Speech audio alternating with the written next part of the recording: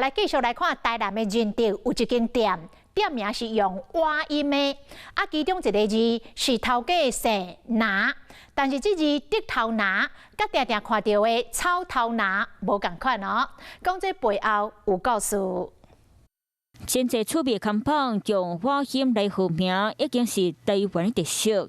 伫咧仁德都一个号做那个男人的店家，就是用瓦音来命名。不过其实这店名内底拿这字，就是头家姓。我是不是也可以在麻辣烫的领域把它发扬光大？这样，所以我就把它取办就那个男人好，这些谐音双关。其实这个店拿和大家常在看到的草拿是共条来，不过因为8多年前后勤人员登记唔对，才影响到即阵。来到民众厝内，每当看到两种无共款的新竹白鸭，非常特别。恁用草仔头，你看用竹仔头拿，竹仔头，人你磨较袂倒。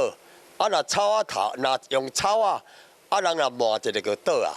因为即马家族的人数是哪济，则无想讲要甲改过来，维持在这个耐性继续生活。Hello， 我是雷亚，想要抢先掌握最及时的新闻资讯吗？赶快订阅、按赞、开启小铃铛，锁定华视新闻 YouTube 频道。